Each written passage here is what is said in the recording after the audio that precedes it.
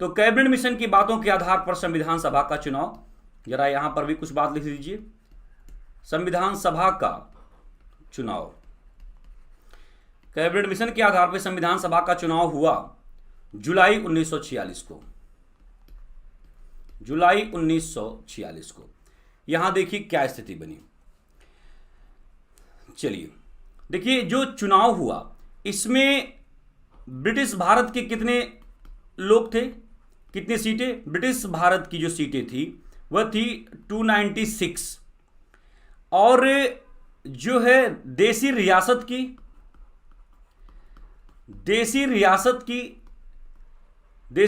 की थी 93। ठीक है, तो यहां पर टोटल हो गए 389, यानी कि 389 मेंबर। ब्रिटिश भारत की 296 सीट, देसी रियासत की 93 सीट, टोटल 389 सीटों पर, और यही जो है संविधान बनाने का कार्य करेगी। और उसके आधार पर कैसे कैसे क्या करना है, सत्ता को ट्रांसफर करना है, इन सब पर बात होगी। अब देसी रियासतों की सीटों पर हम बात नहीं करेंगे, हम ब्रिटिश भारत की 296 सीटों पर बात करेंगे। 296 सीटों में देखिए कैसे क्या होता है। टोटल 296 सदस्य, चुनाव हुआ, परिणाम देखिए 208 कांग्रेस ने जीता, इसके अलावा 73 लीग ने जीता, 15 अन्य दल ने जीता।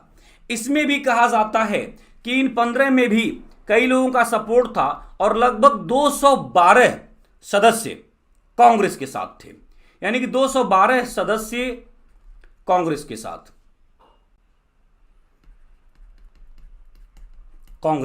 साथ, अब जाहिर सी बात है कि जब इतने सदस्य कांग्रेस के साथ होंगे तो कहानी बनेगी ही बनेगी। यानी कि अब कांग्रेस के लीडर को जो है तवज्जो दिया जाएगा, बुलाया जाएगा। ऐसी परिस्थिति में मुस्लिम लीग बौखला गई, मुस्लिम लीग पागल हो गई, और मुस्लिम लीग पागल होकर के जो है, अब सोचिए कि कहानी बनती है 16 अगस्त 1946 को प्रत्यक्ष कार्रवाई दिवस मनाती है, डायरेक्ट एक्शन डे मनाती है, और एक ही नारा होता है कि लड़कर लेंगे पाकिस्तान। तो यहां पर आप देखिए इसके बाद क्या हुआ, सीधी कार्रवाई दिवस, सीधी कार्रवाई दिवस।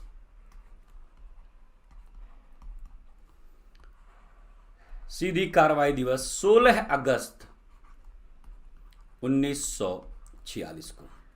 तो 16 अगस्त 1946 को सीधी कार्रवाई दिवस के रूप में मनाया गया। और यहां पर आप देखेंगे कि, क्योंकि उधर आप देखेंगे कि वायसराय, पृष्ठभूमि इसका देख लीजिए, वायसराय लॉर्ड वेवेल ने जवाहरलाल नेहरू को अंतरिम सरकार के गठन हेतु बुलाया।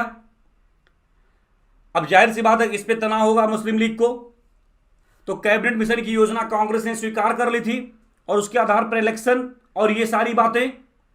तो जब उनको बुलाया गया तो मुस्लिम लीग इस पर नाराज है, और मुस्लिम लीग क्या करेगी, सीधी कार्रवाई दिवस, डायरेक्ट एक्शन डे की बात करेगी। अब इस सीधी कार्रवाई दिवस को आप यहां पर लिखिए, प्रत्यक्ष कार्रवाई दिवस भी कहा जाता है, प्रत्यक्ष